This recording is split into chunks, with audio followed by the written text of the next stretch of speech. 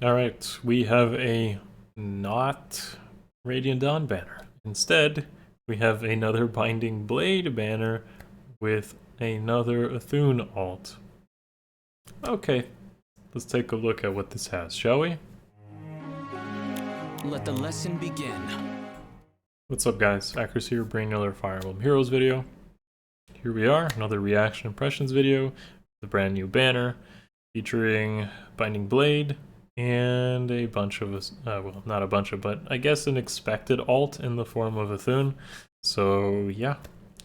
A couple things I want to mention before we start into this. First of all, I am playing through Sacred Stones right now, and I actually plan to revisit and finish Binding Blade, so I do kind of appreciate this banner as a reminder that, hey, I should try to finish up Roy's game, and I'm going to do that myself.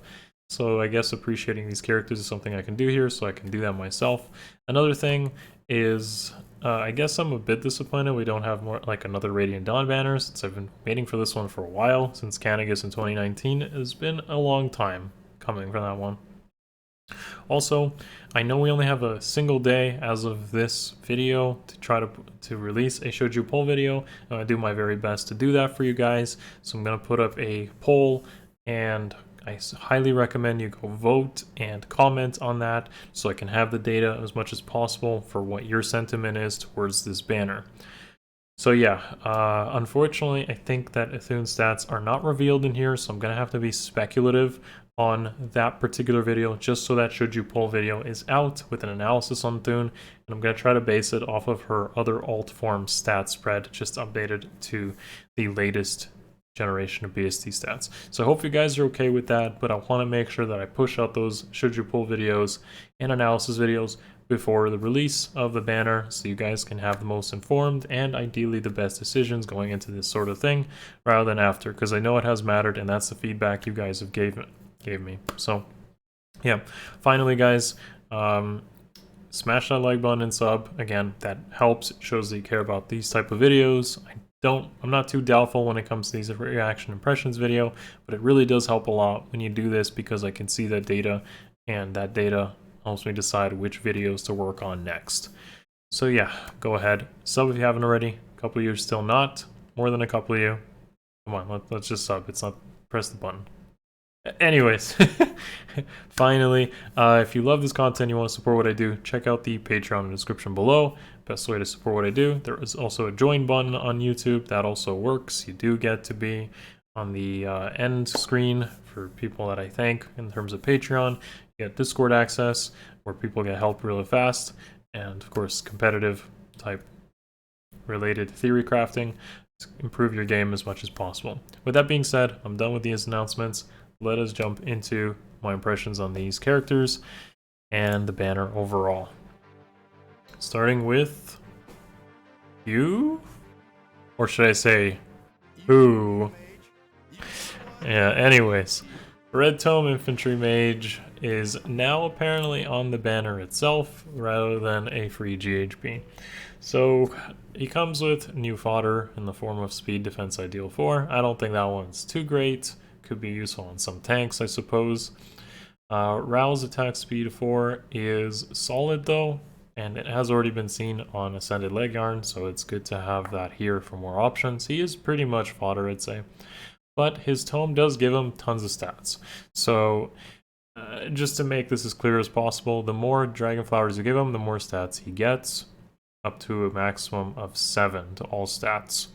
Additionally, if you give him at least 3 Dragon Flowers, then he also gets an additional bonus to attack speed defense res based on the bonuses he already has. What this means is you can pretty much give him 14 to all stats if you max out his Dragon Flowers and give him 7 attack speed defense and res, which someone like Legendary Azura can do. So that's a lot of stats, especially for a mage. He's going to end up being pretty bulky and just being a stat stick. But a stat stick, unfortunately, won't really age that well, if you ask me, as BST always tends to go up over time. So while he will be pretty good based on recency, he doesn't have any mechanics or anything that sets him apart from other units.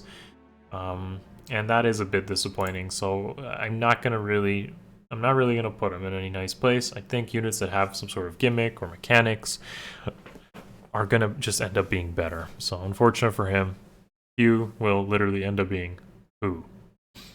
Next up is Niime? Niime? There is still so much I'd like to learn about dragons. I can't pronounce this one, so I'm just gonna go with Niime. Colorless Tome Infantry Mage. Now, the interesting part here is that she doesn't have a preference tome. She actually has an inheritable colorless tome, and there are no other colorless tome heroes in this game that don't have a preference weapon. So this could be the start of more colorless tome units in general without preference weapons, where they can start inheriting this stuff. Because this weapon is pretty much inheritable to the other colorless tome mages, and that's it. And they probably want to use their preference weapons anyways, so this isn't too impressive. She comes with attack res solo 4 and attack res menace. That's decent fodder, I guess. Menace being good in arena, and solo being good in AR, I guess, for offense heroes. That's pretty much the extent of it. I don't see her viability being too strong.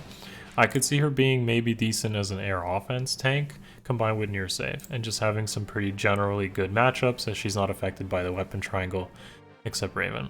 As a master thief, I have a sense of honor. I would never keep the Next up is Cath. Now, Cath is a green dagger, which we just had in the form of Rennick.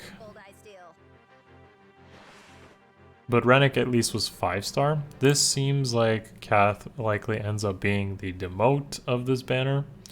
And that's pretty nice, because she comes with a armor effective dagger that also has hardy bearing in the permanent pool.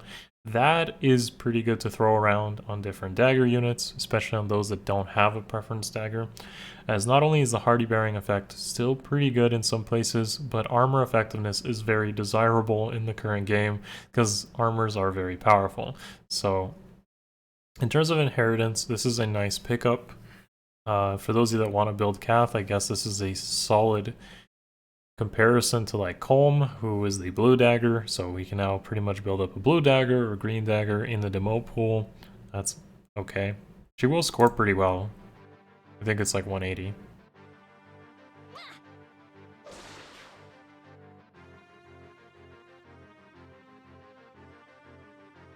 And finally, another Ascended hero.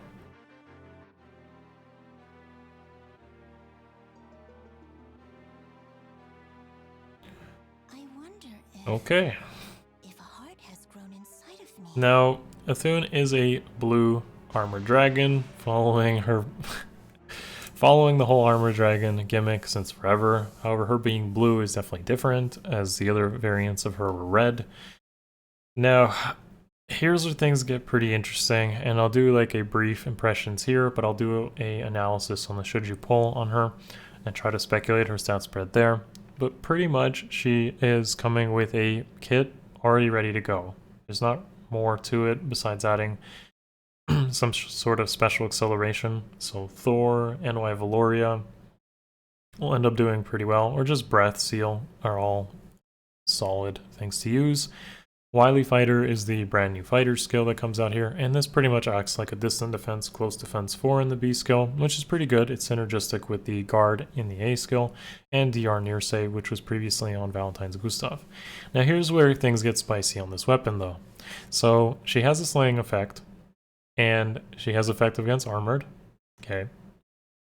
Next part, neutralize effective against armored on herself. That is pretty big. Couple reasons why that's pretty big. First of all, Brave Hector is the only other character in the game who has that effect, and Hector is pretty good.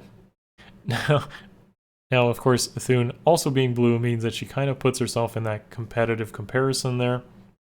So Idunn versus Hector, and she's actually pretty similar by having a within 3 spaces condition where she debuffs foes by 5 to all stats and neutralizes her own penalties. She also denies enemy follow-ups.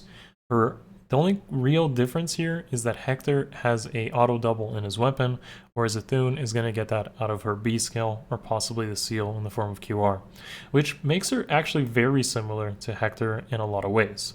I'm going to assume that she has a low speed stat, and that again will likely make her pretty comparable. One thing that isn't mentioned and I think is pretty important though is that Idunn is a dragon, so she's still going to have dragon weaknesses, which aren't super relevant in the current game, but she's not weak to wind sweep like how Hector is. Hector is fairly weak to wind sweep because his speed stat isn't that good, whereas Idunn will not care about wind sweep. So this is a huge boon for her compared to Hector, and I do think she's just straight up going to be a better Brave Hector in most cases. Unless we start seeing more dragon effectiveness, in which case Hector will retain his throne, so to speak, as the no, I'm not an armor type character. The fact that she also has effective against armor is also great, because that does mean her matchups against other near save and other far save characters is going to be widely favored for her. So this is, again, my initial impressions on her, but I'm going to try to do a bigger analysis with some builds in an upcoming Should You Pull video later today, or rather probably around 8 to 9 hours after this video is released. So by an individual unit power level, Idunn is very strong. I'm not going to disagree on that or dismiss that at all. As a one-off or even as a +1, she's definitely the star of this banner. Okay guys, so that pretty much covers the new heroes. Of course, if you end up getting Idunn, she does give an Ascended Floret. I don't think that's worth summoning for. We do have Hero Rises coming up. Hero Fest is still active. Another Legendary Hero is coming at the end of the month. So this banner in general shouldn't really be high priority, and in my opinion should be skipped by most of you. But Idunn as a carry is going to be pretty solid, especially as a near save unit. One other thing though, of course, is compared to Hector, is that she doesn't have a sort of Austean counter, distant counter on her A skill. So if she does end up doing far save, then you have to swap out both her save skill and the A skill so that she's able to do that. But again, now being weak to wind sweep is pretty huge. Being blue is pretty awesome, as that means she's going to have a decent matchup against someone like Brave Hector, who actually was tormenting, I'd say, a lot of the near save type armors. So unless you run into an Alm with water sweep, in which case that's going to be pretty funny, but that could very well be the tech choice here. Either way guys, that's it from me on my reaction impressions on this particular banner. It's more tame than some of the stuff we've had recently, and this might be the place to save orbs for a lot of you, would say. Thank you for watching as always. Smash that like button and sub, and thank you as always for all the feedback and support guys. I really appreciate it. Love you all, and I'll see you all very soon. Peace.